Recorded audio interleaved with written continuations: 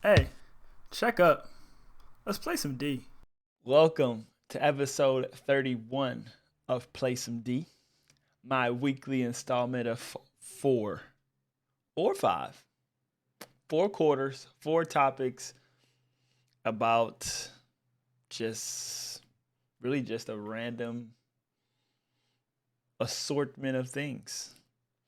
Normally, sports, entertainment, news, and then just like random stuff.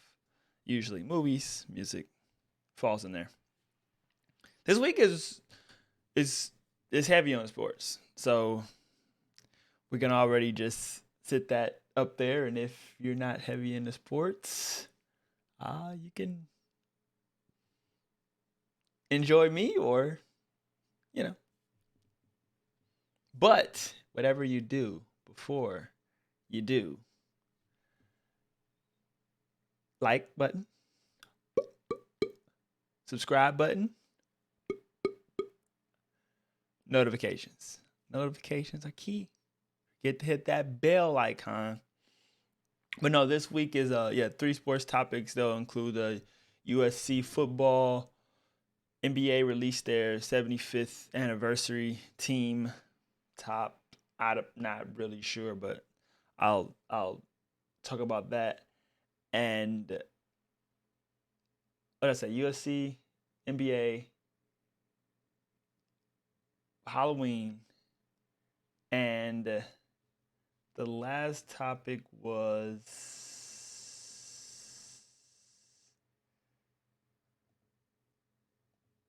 wait, USC, Halloween. Oh, I guess it's not all football or all sports. I thought I had three. Tripping.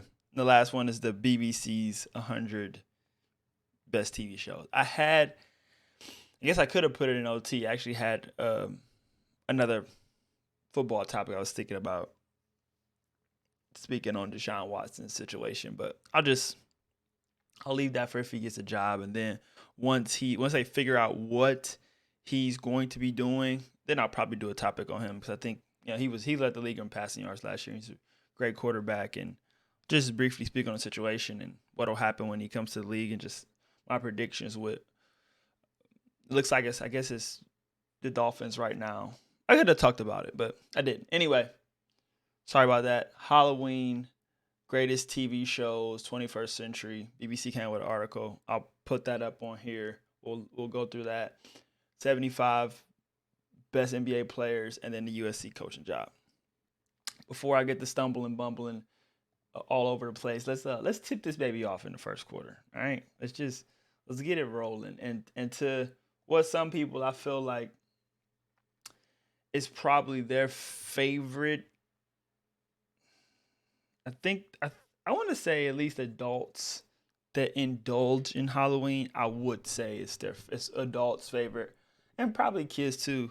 I mean, if your Christmas didn't have presents, I bet Halloween would be kids' favorite holiday. I probably could have found a survey on that type of stuff, but I really just wanted to speak on Halloween, and it's fun. It's a fun day, and no matter how, I know some people feel a certain. I don't even know if religious. Just certain people feel a certain way about like the idea of demons and horror and Satan and all that good stuff. But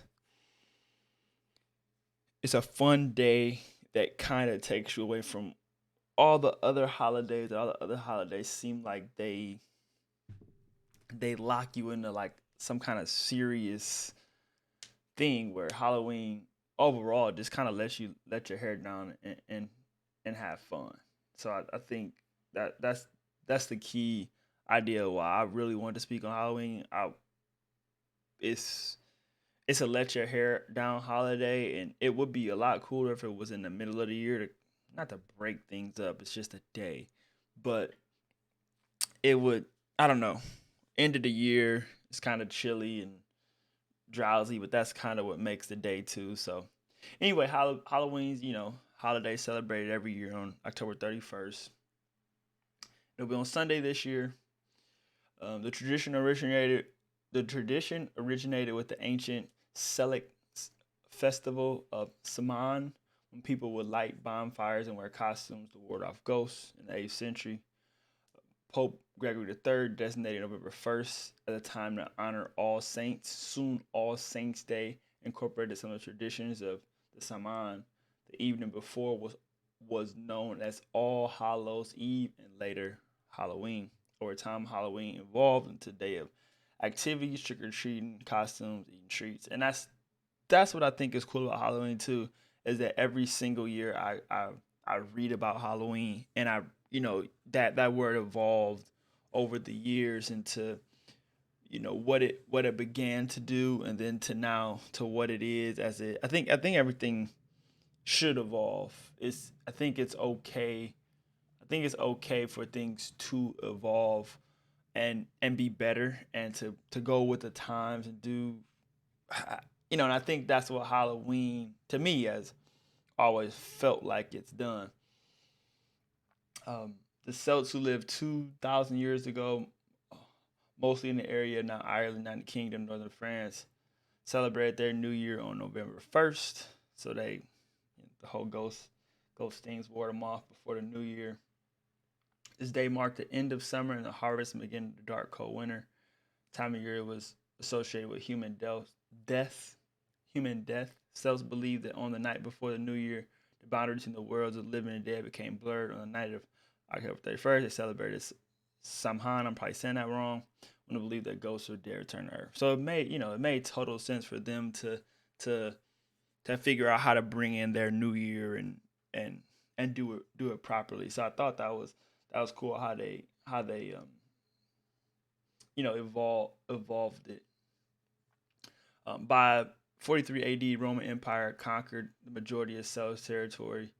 In the course of the 400 years that they ruled the Celts land, two festivals of Roman origins were combined with traditional Celt celebration of Samhain. So that's that evolution of Romans, and then All Saints Day on May 13th, 1609.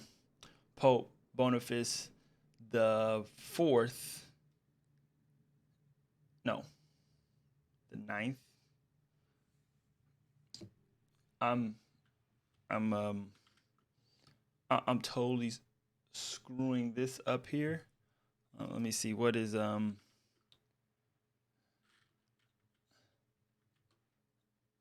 fourth. Yeah, I was right. I know what I was talking about. Fourth.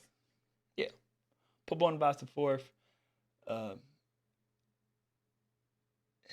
dedicated the Pantheon in Rome to honor of all Christian martyrs. All Martyrs Day.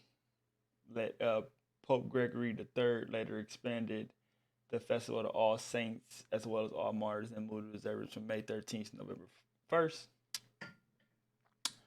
Ninth century Christianity, um, Halloween then comes to America. Celebration of Halloween was extremely limited in the colonial New England, in colonial New England, because of the rigid Protestant belief systems there. Halloween is much more common in Maryland and southern colonies. Um, Interesting fact here in this article: more people. Did you know more people are buying from their costumes for their pets? America spent 490 million on costumes on their pets in 2019, more than that, double what they spent in 2010. People love to dress their dogs and cats and probably hamsters and lizards up. Whatever animal or thing will allow you to put something on them, people will. And that's the other thing too. I wanted to just that was the brief history. We kind of all know about the latest history of Halloween party and things of that nature. Halloween movies, um, Halloween, just Michael Myers, kind of personifies the Halloween. There's other scary characters, Michael, Jason, Freddy Krueger. All of these things embodies Halloween, and yes, it's a day that you celebrate it and enjoy it, but it does kind of feel a little bit of October. It does give you a little bit of spooky. It does give you a little bit of change of pace.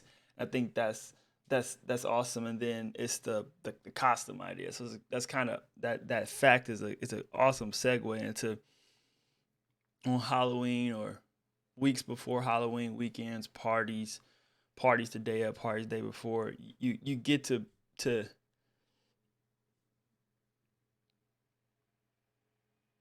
you get to be something else, and it's okay. You get to be as ridiculous as you want, whether it's being half naked or fully clothed or fully masked or bleeding or you know prosthetics and just amazing different variations of costumes, and you get to show them off, especially if that's like your skill, you're a costume maker or costume designer, where you just don't get to do that in just like movies. Like regular people get to do it, and it's a day where it's accepted and it's cool and it's fun and it's alive, and people's overall it's too seen it, like I said, friendly and happy. You don't see people out at like a Halloween parade or party just downer. Like even if it is you got a little born Spider-Man costume on or something like that, you're still going to and you kind of enjoy yourself. People enjoy Halloween, and I think that's what always excited me about Halloween, whether I participated in it or not. And then the obviously, like I said, I don't really want to talk about the American things, but like trick or treating, like as a kid, that's something to look forward to. Now, along with dressing up, us as adults, we dress up and go to parties. So that's fun. For the kids, they dress up, walk down the street, see other kids, and they get candy. So it has a lot of positive reinforcement, fun, and yeah, there's the couple of like I guess demonic things that people can associate with it, but I think that's highly unnecessary. I think Halloween's what you make it and you enjoy it, and you know it has you into the traditional holiday season, Thanksgiving and Christmas. So it's they all I think they all complement each other, in my opinion, pretty darn well. So that's first quarter. That's Halloween coming up this weekend, and yeah, it'll be fun. I'm probably not dressing up though. Didn't dress up last year either. Last year was obviously, yeah. Second quarter. Second quarter, we have the NBA's 75th anniversary team. Before I get to like the overall aspect of the list here, um, 11 active players: Giannis, Carmelo, Steph, Anthony Davis, Durant, Harden, LeBron, Kawhi, Lillard, Chris Paul, and Westbrook. So I'll, I've looked at this a couple times. It's a lot of 75 players. There, um, 4, 5, 6, 7, 8, 9, 10, 11, 12, 13, 14, 15, 16, 17, 18, 19. 19 times 4. I guess that gets you, yeah, that gets you whatever. This is all of them. I've looked at this multiple times, and I don't know who should necessarily all be on here, but I think that Anthony Davis and Westbrook, Lillard should not be on there. I don't think Paul Pierce should be on there. Some of the older guys that I don't completely know. It was cool to see Reggie Miller on there. Like Dennis Rodman. It's a little iffy for me. Once again, I don't know who necessarily belongs. I would have to really like dig into like numbers, all various different things. But all members of the 50th anniversary team made it. So that list itself, I want to say I had looked at that a few times, and there's probably like 5 or 6 people that shouldn't be on that. And then with 3 or 4 active players, probably 3 players. I think no, James Harden shouldn't be on there either. James Harden, Lillard, Russ. So those 5 with Paul Pierce, 5 of them, I don't know if they should be on there. And then I think it's like 4 or 5 from the 50th anniversary team that shouldn't be on there. So you probably got like 10 people. So all in all, it's probably really like a 65 team. But if you did 75, I think there's 10 people, 9 or 10 people, maybe 8 to 10 people that's like questionable that you can make an argument for. And that's where you get, you get into those conversations. 6 international players.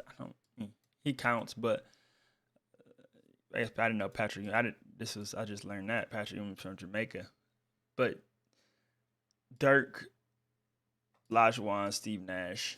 But Dirk, I was super happy to see Dirk on there. I guess that was obvious, but super happy to see Dirk on there.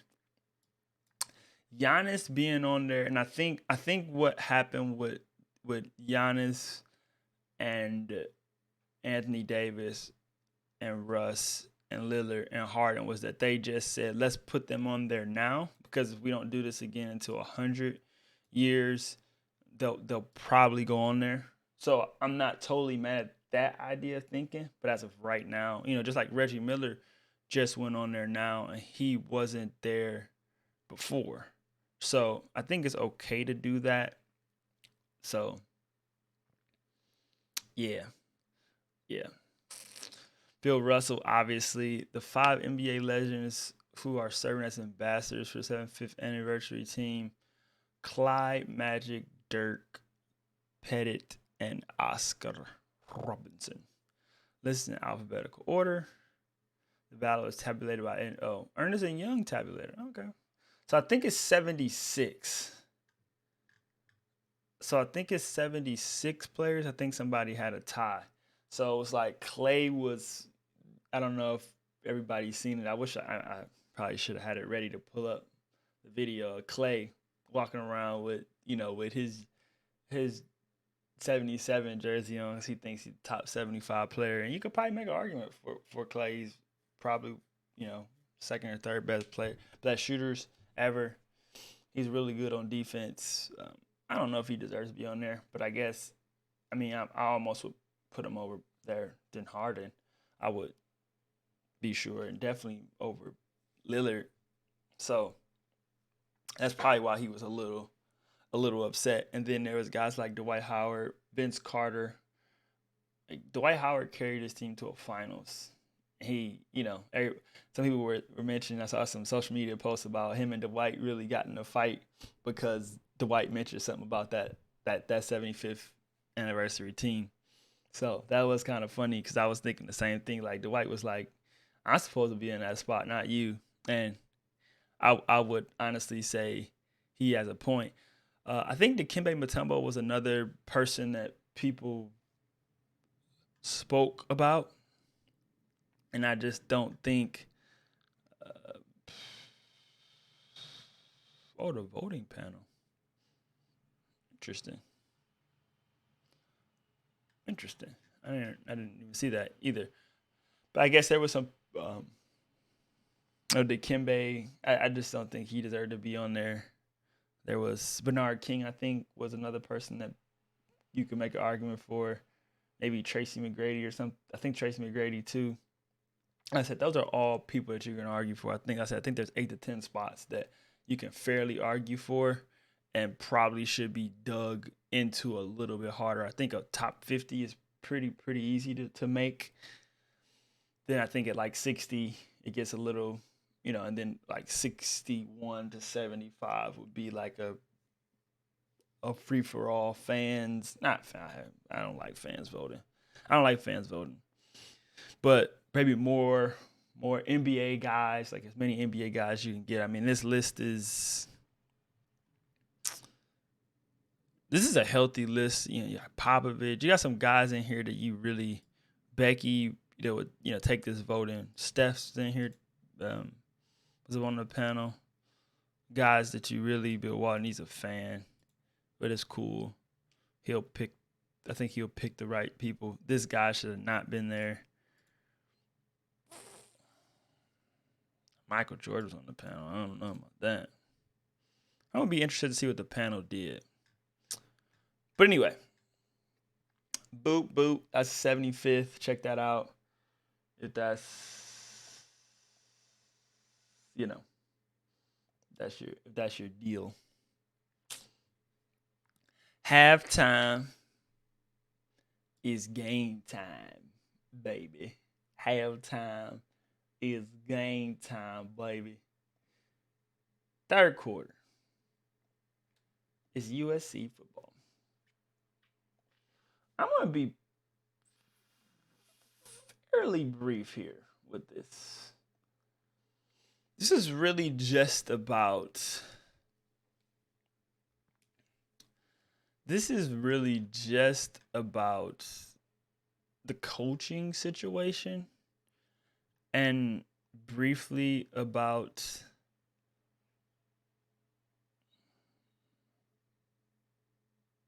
the team, I guess, overall. So Pete Carroll got there in 2001, and then they went on the Pete Carroll run. So 2001 to 2009. Then after that, and really Pete Carroll's he really dissolved because of the allegations and things of that nature. So let's skip all that. They were creme de la creme, top of the top. So for 12 years since then, mind you, sanctions and all that good stuff hurts.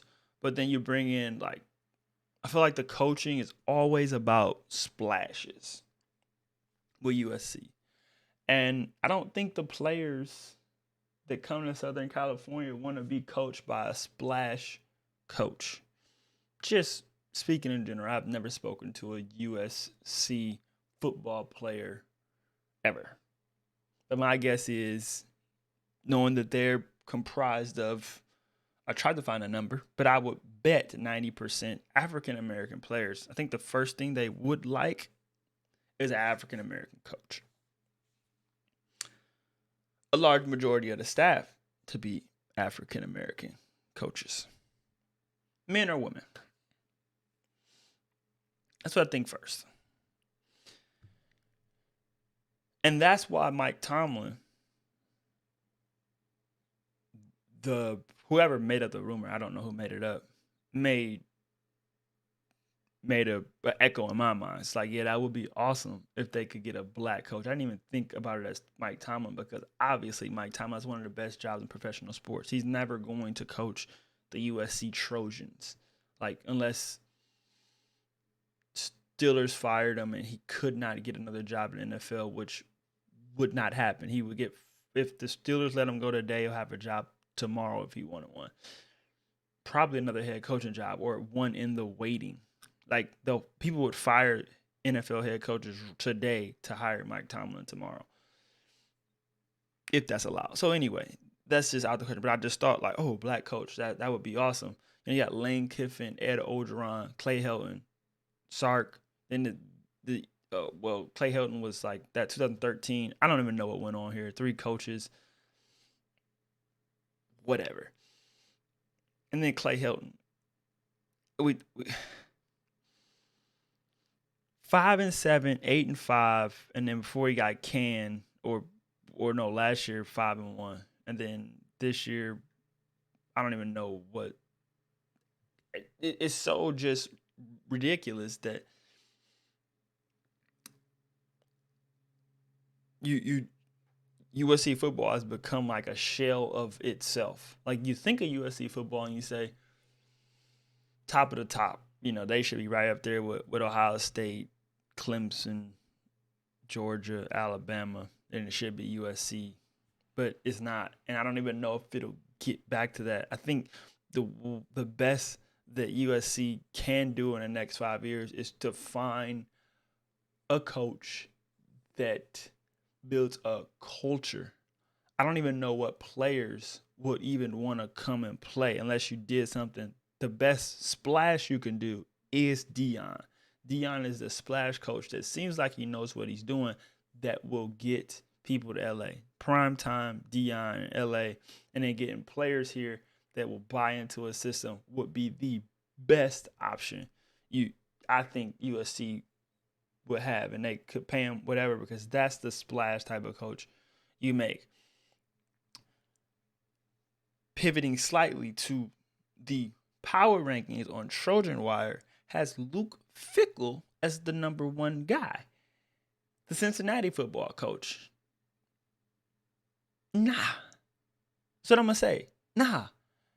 Matt Campbell is Iowa State's head coach. What? James Franklin. I think he's a black dude. Might work. Penn State wouldn't. That's what I'm talking about. Dave Clawson. Just knock it off. Jonathan Smith. Oregon State Beavers head coach. Oh, Kalini Sitake. Berman Young Cougars head coach. Nah. Let's hope there isn't a seventh choice. Yes, absolutely. There shouldn't be a seventh choice. All these dudes aren't it. They aren't it. The one guy that probably is James Franklin. And once again, I do think there is a race factor in here. And if you do get another coach like that, this is LA. This is USC. You're trying to build a whole new culture with players that I think kind of want to play at USC. So you got to be very meticulous with who you pick and then what kind of players you want. If you just want to make a splash to have a headline and say, oh, this coach is coming, and then cross your fingers and hope for the best, and let's see if boosters can pay however much money to get some guys to show up and hopefully they play. You can get some 5-star recruits, but they gotta want to play for you. They gotta believe in it. There's nothing to believe in here at USC in the past 12 years.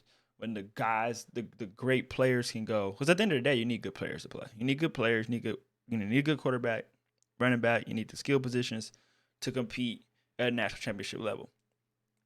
Right now, all these SoCal guys or people in the area can go Clemson, Ohio State, Georgia, Alabama, and look, Cincinnati. They can go and play at Cincinnati and be better than USC.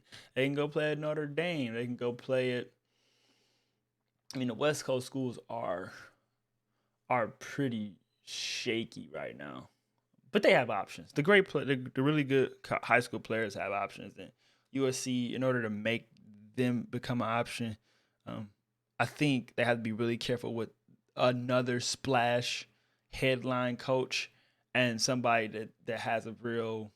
I think first the organization needs to have an idea of what path they want their players and program to be on, and then the coach has to follow. And you just can't get sold on the name and just getting a amazing interview, because they're going to come in and interview amazing, just like anybody that would want the USC job. You're going to tighten up your collar a little bit, get your lineup a little more crispy than you normally do. You're going to talk with a little moxie and stick your chest out like this and say, hey, yeah, I'm the big man on campus and I can walk around and tell a player.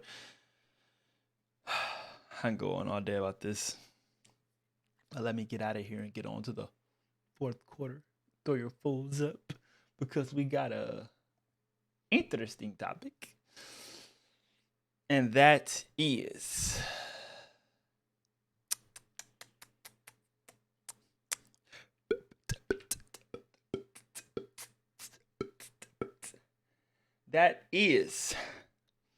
the BBC's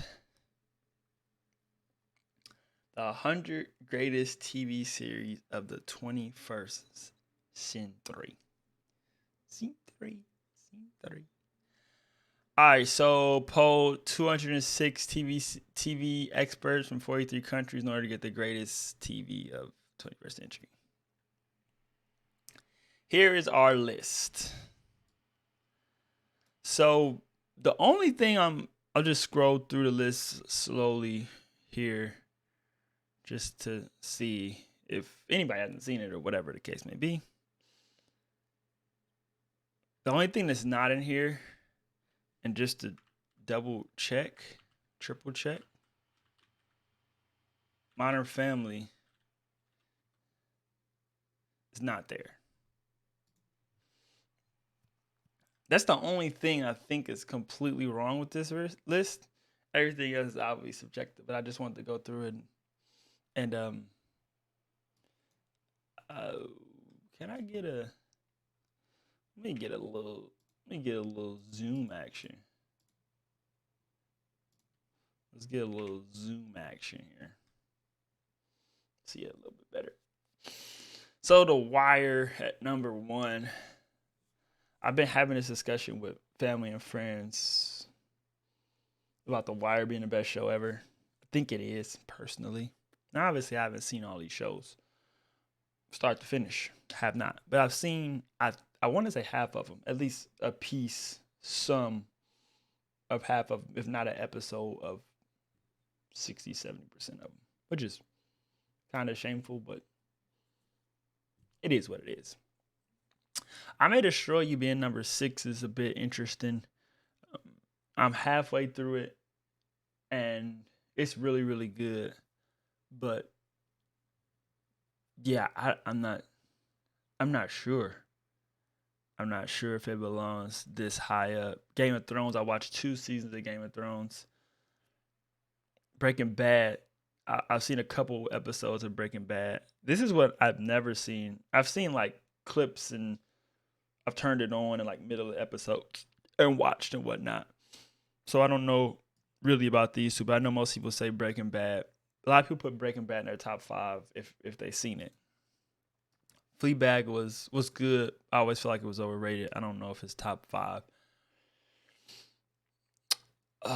Watched the beginning of Leftovers. Wasn't really feeling that. The Office, UK. I don't know. I think that's The Office. Pretty sure that's The Office. Atlanta's really good. Never seen The Crown. 30 Rock it's okay. Curb, solid. Veep, it's pretty funny. I watched some episodes of True Detective. It was actually good. I have family and friends that love Fargo. Oh, The Office USA and The Office UK. I'm not sure what that totally means. Schitt's Creek was a good show. Grey's, Homeland, Good Fight, Community. People say Money Heist was really good.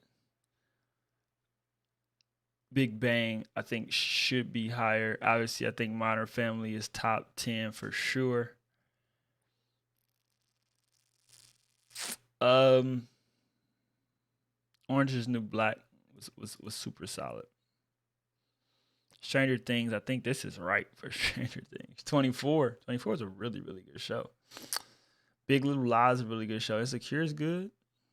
I'll be doing a quarter of Insecure when that's over. Dexter was solid. Dexter should be way higher up. Westworld was solid. It should be higher up. Treme was solid. Should be higher up. Queen's Gambit should be higher up. House should be higher. OJ Made in America. Interesting. Ricky and Morty. It's good. Planet Earth. This is a really good show. This should be higher up. Heard this was really good. I haven't seen that yet. The Young Pope. I haven't seen that either. Happy Valley. Homeland. I think I mentioned Homeland. So the list has, so we're talking about TV experts, so they kind of know, they know their TV. There's stuff like, I think True Blood's not here, which probably shouldn't be. And there's a lot of HBO shows that teeter-totter. There's a bunch of shows that people, when I talked to them about this, they were like, oh, that's not on there. Oh, that's not on there. And it's like, well, it started before 2000. It's all 21st century stuff. So if you added all TV shows, we obviously had The Sopranos in here up a little bit higher. And, Sopranos and Wire is probably like, for most people, 1 and 2. I'm on season 3 of The Sopranos, and I don't think it's a top 10 TV show of all time so far.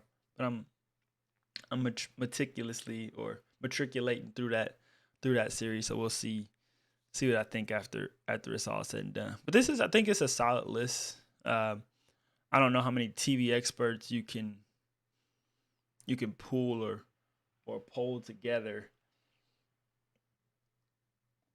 Yeah, I don't know how many people you could pull together to really get the best number. But I would just be a little bit interested to see why Modern Family doesn't make this list. Top 10 of 21st century easily, and maybe just because it's like all over the place and it runs on maybe it's got an unfair because it doesn't really follow like a traditional TV series thing. It kind of just episodes. You know, Blackish isn't on here either. I don't think Blackish is a top 100 show of the 21st century, but it's probably close. I think it could go, but I personally probably wouldn't have voted it in either. And mind you, this is, you know, you're 200 whatever experts. I doubt they've seen 100 of these through and through, you know, unless you get paid to sit. Maybe you do. I don't know what that market is. Maybe you get paid to sit and watch TV shows and rate them, and then you become an expert. I'm not. Maybe that is the case. I don't necessarily know, but you're not gonna watch all these with conviction because you're just, you know, some of them don't resonate with you. Some of them aren't good to you, and that'll make it subjective. I think it probably should have been like a, I don't know, 206 seems like a little, you know, for all these TV shows. It's a lot of TV. So yeah, and like you do this again in a year, and I think you put Squid Games on here, right? No shot. No. Maybe. All right. That was 31. Episode 31. Play some D. Thanks for watching. This was Halloween, NBA 75, USC football. Can I get I'm so bad at that pointing thing. It's like, oh wait. Top 100 TV of the 21st century. Yeah. Halloween this weekend. Get it poppin'. Please hit the like button. Please hit the subscribe button. Turn on post notifications. You know these videos drop because it's Coach D. It's me. And I holla. Until the next one. Peace.